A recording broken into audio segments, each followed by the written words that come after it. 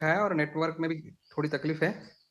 तो सबसे पहले पीठ के पीठ प्रमुख भोयर साहब और पीठ निरीक्षक अरुणादय बुराड़े, इसी के साथ नागपुर जिला के युवा अध्यक्ष प्रज्वल उमाड़े और पीठ व्यवस्थापक प्रवीण परब, मेरे सेक्रेटरी डॉक्टर अरुण भगत, और उन्हीं के साथ यहाँ पे जो जितने भी सब इकट्ठा हुए हैं, बहुत यंग यंग लोग दिखाई दे रहे हैं मुझे बैठे हैं कुर्सी में, हंस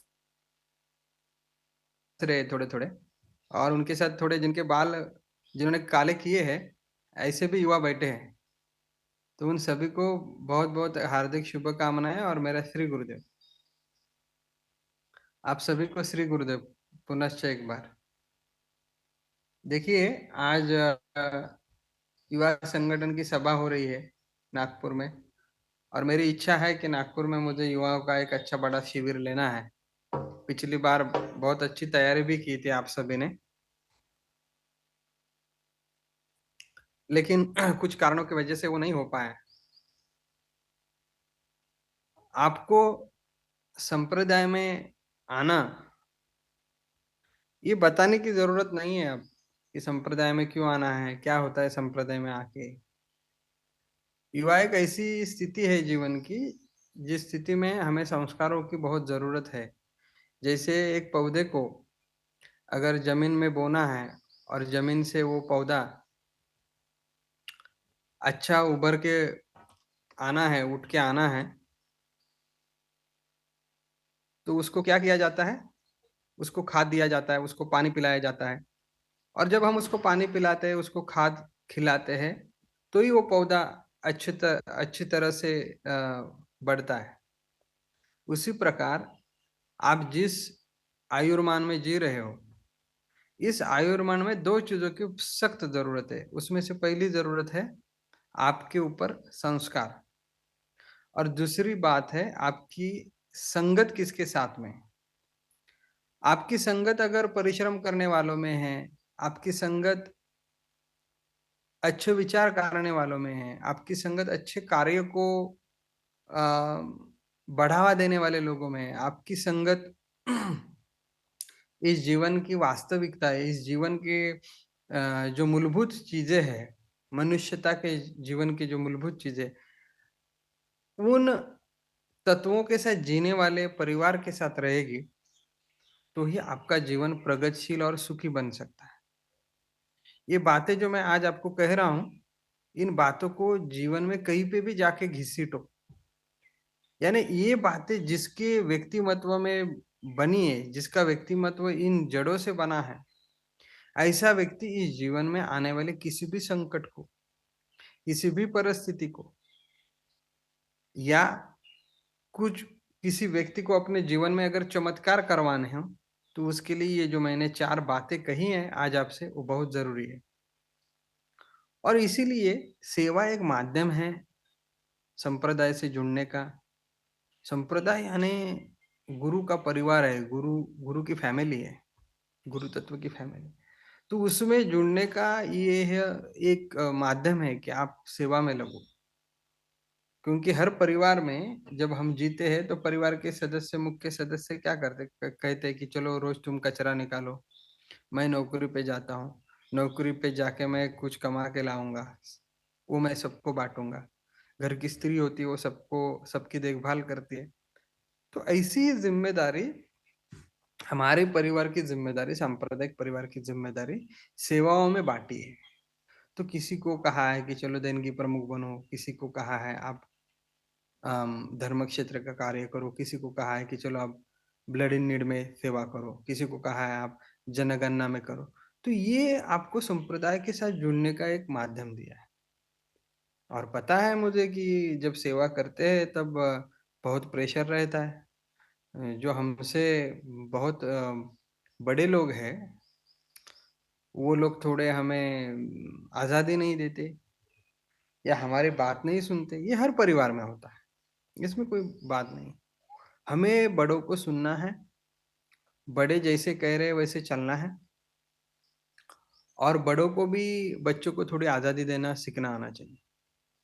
अभी मैंने आध्यात्मिक शाला में ये विषय लिया है कि हर बड़े को ये जो नई पीढ़ी है उनको सिखाना है अब। आप कैसे बने? आप अभी जो ब आप आपके आपके सामने जो बड़े बैठे ये भी किसी दिन ऐसे ही छोटे थे जैसे हम थे, आप हैं। वो भी किसी दिन ऐसे ही छोटे थे। तो उनके ऊपर जो बड़े थे वो उनके कान पकड़ते थे। अभी ये कान पकड़ के ही तो इतने बड़े हुए हैं। तो थोड़े आपके कान पकड़ने दो, आप भी उनको। थोड़े-थोड़े पकड़ के फिर धीरे-धीरे कान भी पकड़ने में कोई मज़ा नहीं आता। फिर कान पकड़ना छोड़ देंगे, है ना? तो ये संप्रदाय को जुड़ने का एक अच्छा भाग्य मिला है हम सबको। इसको जारी रखिए, बनाइए और सेवा करने वाले देखो हम कुछ नहीं होते, वो करवा के लेता है। हम उसमें सिर्फ़ भागीदार बन गए हैं, यही हमारा भाग्य है। तो भगवान हमसे सब करवा के लेता है। बाकी डॉक्टर भगत जी ने और बाकी जो भी वक्ताएँ होंगे, उन्होंने कुछ-कुछ बताया होगा आपको, मेरे आने के पहले। तो बहुत अच्छा बताया ऐसे मैं समझता हूँ, मेरे ही सब साथीदार हैं, मेरे ही साथ संगत में चलते हैं। तो मैं जिनके साथ संगत में हूँ और मेरे जो भी साथ संगत में वो सब अच्छे ही हैं। आज क्लब मैंगो का भी प्रोग्राम है ऑनलाइन। तो अगर ये शिविर होता है, कितने बजे मैं पूछता हूँ ज़रा? 3 बजे क्लब मैंगो शुरू होने वाला है और हो सकता है तो इसी मैदान में क्लब मैंगो को आप एन्जॉय कर लीजिए, बहुत अच्छा है, आज का भी प्रोग्राम। पेंडॉल है, एलईडी है, ऑनलाइन प्रोग्राम है, वो उसकी भी एक लिंक आती है, वो आपको फॉरवर्ड की जाएगी डॉक्टर भगत जी को और आनंद ले लीजिए इस प्रोग्राम का, बहुत मज़ा आएगा।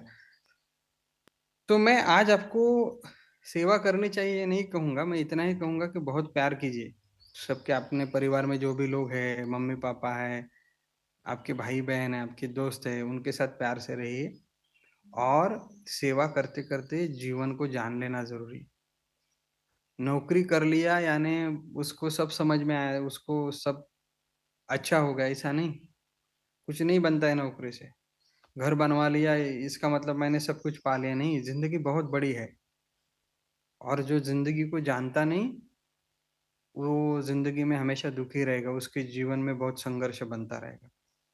तो सेवा के माध्यम से आप गुरु के सानिध्य में रहते हो, गुरु के परिवार में रहते हो और धीरे-धीरे जीवन जान लेते हो। आज इतना ज़रूरी नहीं है आपको इतनी फ़िक्र करने की ज़रूरत नहीं है, कि क्या ज़िंदगी है, कैसी है, वो मैं सिखाऊँगा धीरे-धीरे आप सभी को। लेकिन इस साथ संगत में रहिए और थोड़ा अच्छा संगठन कीजिए। अब बात ऐसी होती है ना, कि मेरे सामने अब नन्हे-मुन्ने सब बच्चे ब बिठा दिए तो मैं उनको मार्गदर्शन नहीं करता, नन्हे-मुन्ने बच्चों को क्योंकि मुझे दिक्कत आती है। ऐसे नन्हे-मुन्ने बच्चों को क्या मार्गदर्शन मैं करूँ? तो मेरा कहना है कि जो अब अध्यक्ष बने हैं, निरीक्षक बने हैं, उनकी ज़िम्मेदारी है। उन्होंने वो पाठ सबको सिखाने चाहिए। तो जो ज़िंदगी की गिनी-चुनी बातें हैं, वो मैं आपको सिखाऊँगा। ज़िंदगी को कैसे देखना चाहिए, ज़िंदगी कैसे जीनी चाहिए। मैंने अभी बहुत एक अच्छा शब्द कहा कि नौकरी हो गई इसका मतलब ज़िंदगी नहीं, घर बन गए इसका मतलब ज़िंदगी। ज़िंदगी तो बहुत सुंदर है, उसको सुंदर बनाने के लिए बहुत संघर्ष भी है।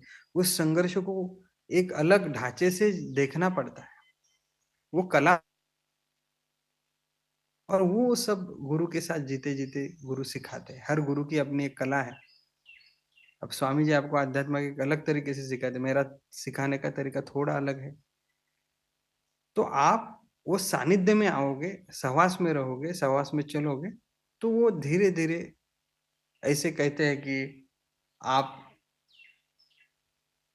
जैसे गुलाब का कोई ये है बगीचा है। आप उस गुलाब के बगीचा में जाओगे, तो हर तरफ गुलाब देख के मन मन प्रफुल्लित हो जाएगा और उसकी सुगंध आके आपको अच्छा लगेगा। चाहे ज़िंदगी में कितनी भी खराबी हो, कमियाँ हो, वैसे ही है। गुरु से जो सीख मिलती है ना जीवन में या गुरु से जो दृष्टि प्राप्त होती है, उससे हर खराबी को आप एक सकारात्मक कार्य में, आप एक अच्छे कार्य में बदलने की क्षमता रखते हैं। तो सेवा कैसी करनी चाहिए? हर सेवा तो मन से करनी चाहिए। सेवा का क्रेडिट लेने में पीछे आना चाहिए। और कोई आगे बढ़ना चाहता है तो उसको रास्ता बना के दे दीजिए और उसको कहो कि बहुत आगे बढ़ो, मैं पीछे रहता हूँ। इतनी समझदारी करोगे जीवन में, तो कुछ समय में समाज ही आपको बड़ा कर देगा। खुद बड़ा बनने मत जाओ। हाँ, कुछ लोग हैं खुद बड़ा बनना चाहते हैं, वो आकांक्षा रहती है, मैं आगे, मेरा नाम आगे। करने दो ऐसे लोगों को। तब तक कोई पानी मांगता है तब तक उसकी प्यास बुझी नहीं। तो एक बार उसकी भी प्यास बुझ जाए, वो फिर पानी नहीं मांगेगा। तो आगे बढ़ने का मैं करने का कुछ लोगों को आदत है, तो उनको बढ़ने दो।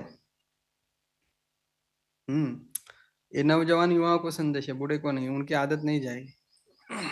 ये नौजवानों को कह रहा हूँ कि जो बढ़ना चाहते हैं आगे, उनको राह बना दो।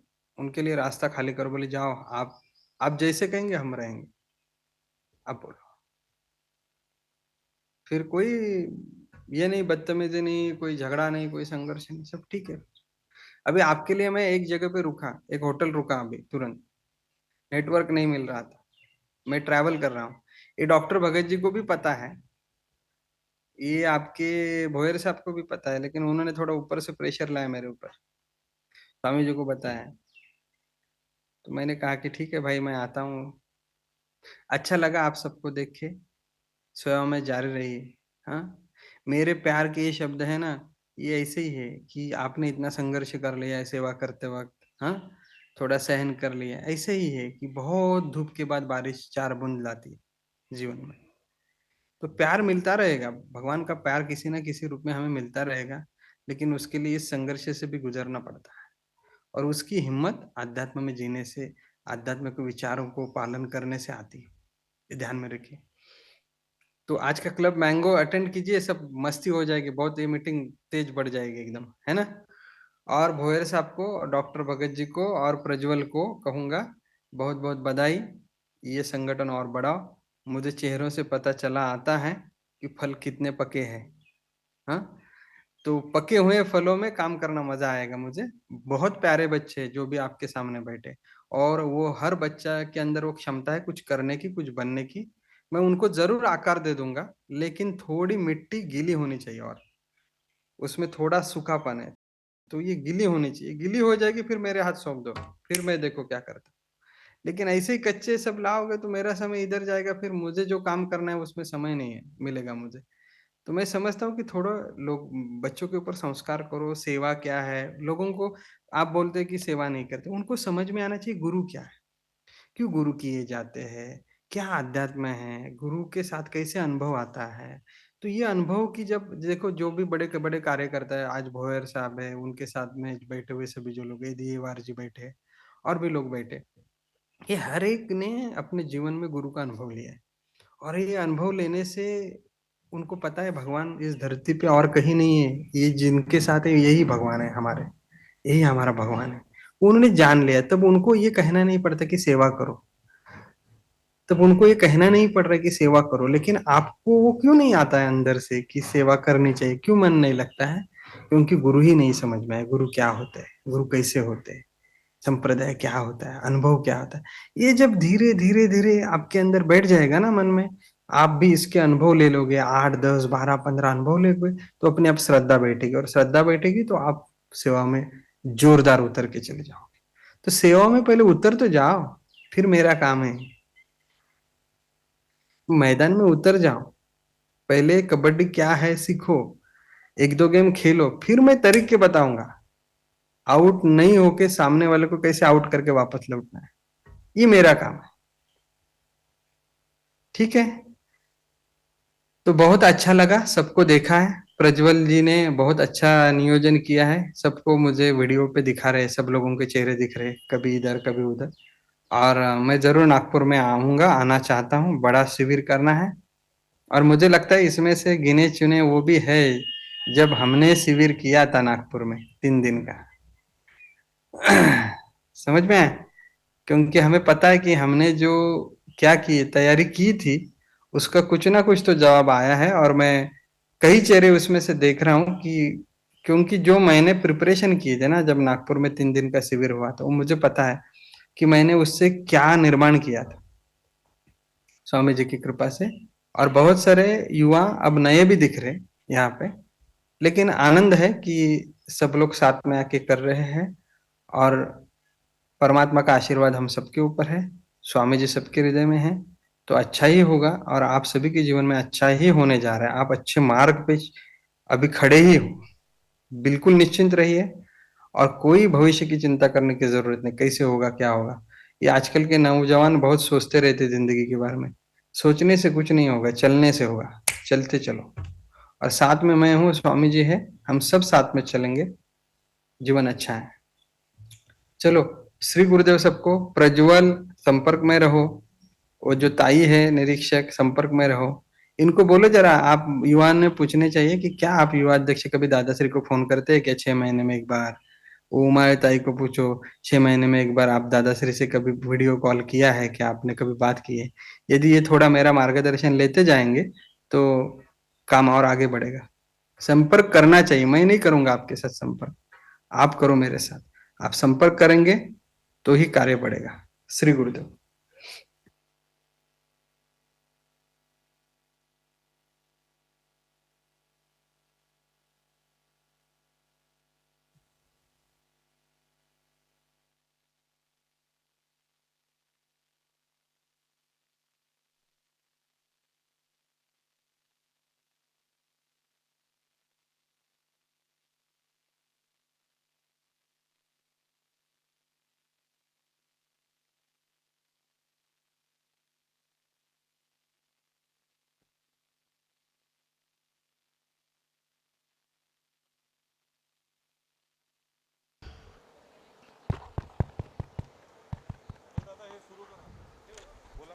सर्वांनी जोरदार टाळ्या होऊ द्या. एकदम दुग्ध शर्करा योग. आज आपण युवा संघटना सभेसाठी आलो होतो आणि आपल्याला देखील माहिती नव्हतं की काणीफनाथ महाराजांचं मार्गदर्शन आपल्याला होणार आहे. पण बघा, काणीफनाथ महाराजांना वाटलं असेल की इतके सारे युवा आले आहे आणि ते असंच घरी वापस जायला नको, म्हणून बघा त्यांना किती काळजी आहे आपली. आणि ते आपल्याला भलेही 20 मिनिटाचं 15 मिनिटाचं का नसो, पण इतकं मौलाचं मार्गदर्शन आज त्यांनी आपण सर्वांना केलं आहे. आणि मला याची खात्री आहे की हे 20-15 मिनिटाचं जे मार्गदर्शन होतं ते आपल्या आयुष्यात प्रत्येक क्षणाक्षणात आपल्याला ते कामी नक्कीच येणार आहे. तर आता आपण पुढच्या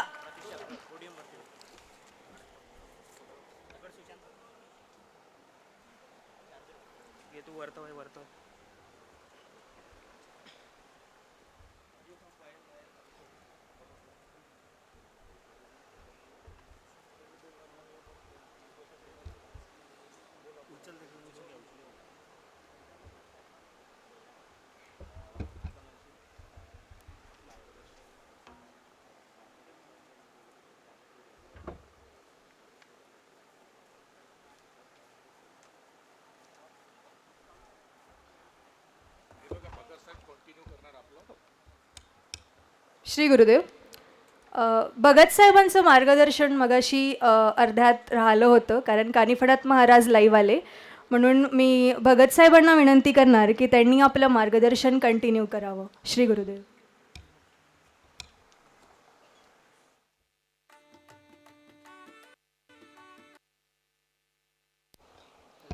श्री गुरुदेव. आता मी काही जास्त बोलणार नाही, कारण तुम्ही सर्वांनी आपल्या माऊलींचं दादाश्रींचं तर अमृतमय असं मार्गदर्शन ऐकलेलं आहेच. हे दादाश्रींना म्हणायचं की आपण त्यांच्या सहवासात जाऊया, आणि त्यांचा पण विषय होता संघटन, बरोबर आहे ना. मग दादाश्री म्हणाले ना, आता इकडे जे चेहरे दिसत आहेत त्यांना असं चिल्लीपिल्ली आवडत नाही आहे, त्यांना असे चांगले काय म्हणतात ते तयार झालेलं फळ पाहिजे की ते त्याच्यावर व्यवस्थित प्रक्रिया करतील. दादाश्रींचं म्हणणं असं की सगळं तुम्ही असं काय म्हणतो ना, आपण एखादी खिचडी बनवायचं असेल तर सगळं साहित्य रेडी करून ठेवायला पाहिजे. मग दादाश्री काय म्हणाले, मी फायनल जी फोडणी वगैरे द्यायचं असतं ना, ते शेवटचा टच मी देणार आहे. त्यामुळे आता आपण काय बोलत नाही, कारण आपल्याला क्लब मँगो पण करायचं तो 3 वाजता होणार आहे. बाकीचे मान्यवर आहेत त्यांना पण त्यांना पण बोलायचं आहे, मार्गदर्शन करणार आहे. तर मला एवढंच म्हणायचं की आपल्याला संघटन आपलं वाढवायचं आहे. आता बघा ना, जिथे कुठे काय गरज असेल तर तिथे आपले प्रवचनकारसुद्धा आहेत आपल्या जिल्ह्यामध्ये. बरोबर आहे. त्या प्रवचनकारांना घ्या, त्यांच्यामार्फत ते आपले प्रवचनकार, जसं आता आपल्या पाद्यताई आहेत किंवा अजून काय प्रवचनकार आहेत, त्यांना बोलवा. कदाचित ते पण युवांना एकत्रित करण्याचं त्यांच्याकडे कौशल्य आहे. कारण त्यांच्या काय म्हणतात, त्यांच्या जिभेवर सरस्वती मातांचा वास असल्यामुळे त्यांचं जी वाणी असते ती अशी अतिशय मृदू आणि सगळे अतिशय सुंदर असते. त्यामुळे कसे ते आपल्या युवांना पण अट्रॅक्ट करतील, व्यवस्थित सांगतील. दादाश्रींनी कसं सांगितलं की सेवा पण करायचीच आहे आपल्याला. आता जे शिवमलमध्ये सेवा चालू आहेत, तिथे सध्या डेव्हलपमेंट चालू आहे, त्यामुळे तिथे आहे ना की आपल्याला युवांची गरज आहे शिवमलमध्ये. आता दादाश्री म्हणाले ना की मग त्या माध्यमातून आपण काय करणार आहोत, दादाश्रींच्या सहवास जाणार आहोत. तर आपण काय करायचं की एक 10-10 जणांचा ग्रुप बनवूया, युवा युवती मिळून, किंवा युवाचा वेगळा 10चा युवतींचा वेगळा, असे 10-10 ग्रुप बनवायचे. आणि मी प्रज्वलदाला सांगेन की असे एक ग्रुप बनवा आणि 10 जणांच्या ग्रुपने आपल्याला तिकडे शिवमलमध्ये सेवा करायची आहे. मग त्यामुळे तुम्हाला माहिती आहे, शिवमलमध्ये सेवा केली म्हणजे आपण दादाश्रींच्या खूप सान्निध्यात जाणार आहोत. तुम्हाला माहिती आहे ना मित्रांनो की जेव्हा आपण सेवेला जातो तेव्हा दादाश्री एकदम कॅज्युअल असतात, बिलकुल नाही. ते आपल्या असं खांद्यावर हात टाकून पण आपल्याबरोबर बोलत असतात, आपल्याबरोबर महाप्रसाद घेत असतात, नाश्ता करत असतात. म्हणजे एखादा जर नवीन युवा असेल की ज्यांनी दादाश्रींना कधी पाहिलंच नसेल, तर त्याला कळणार पण नाही की त्याच्या बाजूने दादाश्री गेलेत किंवा खांद्यावर हात टाकून आपल्याशी बोलत आहेत ते. म्हणजे एवढा असा परमानंद आपल्याला मिळतो. मग ते एक माध्यम असतं की आपण सेवेच्या माध्यमातून आपण आपल्या दादाश्रींच्या सानिध्यात जाऊ शकतो. क्लब मँगो रजिस्ट्रेशन आहे, तिथे आपण जसं आता आजचा इव्हेंट आहे, इव्हन याच्या पुढे जे इव्हेंट्स होत असतील त्यामुळे प्रत्येकाने आपण त्यांच्याशी टचमध्ये राहायला पाहिजे. आता दादाश्री कसे म्हणाले की स्वामीजींचं अध्यात्म शिकवायची स्टाईल वेगळी आहे आणि दादाश्रींची स्टाईल वेगळी आहे. तर तीच दादाजींची स्टाईल म्हणजे क्लब मँगो फ्रेंड्स. त्या माध्यमातूनच दादाश्री आपल्याला अध्यात्म कसं शिकायचं ते, आपण युवांनी कसं अट्रॅक्ट झालं पाहिजे ते त्याच्याकडे सांगतात. पुढे वर्कशॉप आलं, वर्कशॉपमधून दादाश्री आपल्याशी फेस टू फेस बोलत आहेत, बरोबर आहे की नाही. नंतर त्याचा पुढचे स्टेप आहे डिव्हाइन हार्मनी. पण आपण सध्या काय करूया, आपला जो बेसिक आहे, आपला बेसिक आपण व्यवस्थित करूया, बरोबर आहे. आणि ह्याच्या पुढे लक्षात ठेवायचं, प्रत्येकाने व्यवस्थित नियोजनबद्ध काम करायचं. प्रत्येकाकडे, प्रत्येक पदाधिकाऱ्याकडे डायरी ही असलीच पाहिजे. त्यांनी रोजच्या रोज जी काय कामं केली ती त्या डायरीवर लिहायचीच आहेत. मग त्याची पर्सनल असू दे किंवा सांप्रदायाची कामं असू दे, लिहायचीच आहे. आणि रात्री झोपताना नेक्स्ट डे, दुसऱ्या दिवशी आपण काय करणार आहोत त्याचं प्लॅनिंग करायचं आहे. म्हणजे कसं होतं की आपण प्लॅनिंग केलं तर आपण व्यवस्थित आपला दिवस जाऊ शकतो. आणि महत्त्वाची गोष्ट, आपल्याला समाधान मिळते की आज माऊलींच्या कार्यासाठी आपण दिवसातून फक्त 1 तासच दिला आहे, बरोबर. मग तो 1 तास पण खूप जास्त आहे, 1 तास दिला तरी भरपूर आहे. त्यामुळे आपण करूया, दादाश्रींच्या जास्त सहवासात जाऊया. आता दादाश्री म्हणाले ना की आमच्या युवापीठ निरीक्षक ताईंना म्हणाले, प्रज्वलदाला म्हणाले की तुम्ही फोन करत जा दादाश्रींना. बघा ना, दादाश्री कधी जर व्यस्त असतील तर फोन उचलणार नाहीत, परंतु दादाश्रींचं असं आहे की ते परत आपल्याला रिवर्ट फोन करणारच करणार किंवा मेसेज तरी टाकणार, पण बोलणार. म्हणून आपण त्यांच्या सहवासात जायला पाहिजे. कसं असतं बघा ना की दादाश्रींना आपल्या जर जिल्ह्यामध्ये मेळावा घ्यायचा आहे, पण एकट्याने जर बोललं दादाश्रींना तर नाही होणार ना. पण तेच जर आपण मॉबनी, जास्त जणांनी आपण हे केलं, सांगितलं, दादाश्रींना निमंत्रण दिलं, तर नक्कीच दादाश्री येतील. दादाश्री म्हणाले ना आता की मी प्रवासात होतो पण वरून प्रेशर आला आणि मग मला बोलावं लागलं. तर तसं आपण सगळेजण मिळून दादाश्रींना प्रेशर न देणार, पण आपण असं की निमंत्रण देणार दादाश्री की आमच्या जिल्ह्यामध्ये या. पण त्याच्यासाठी आपल्याला कमीत कमी 10,000 युवा पाहिजेत. भोईरसाहेब, आपण नक्कीच हे पूर्ण कराल, दादाश्रींची आशा आहे ती, जसे अपेक्षा आहे. आपले सगळे दादा प्रज्वल, जिल्हा युवा आणि त्यांची कमिटी, प्लस सगळे पीठ समिती सदस्य, जसे आपले पीठ प्रमुखच एकदम आणि निरीक्षक एवढे व्यवस्थित आहेत, खंबीर नेतृत्व आहे त्यांचं, त्यामुळं बाकीचे सगळे एकदम खंदे फलंदाज ज्याला म्हणतील असे आहेत. आणि तुम्ही नक्कीच हे कराल. आणि दादाश्री मला वाटते लवकरात लवकरच दादाश्री नागपूरला येतीलच. त्यामुळे आपल्याला सगळ्यांना जास्तीत जास्त ताकदीने उतरायचं आहे. आता आपला एकच फोकस राहिला पाहिजे, तो म्हणजे आपल्या दादाश्रींच्या समवेत आपल्याला चांगला युवा मेळावा घ्यायचा आहे.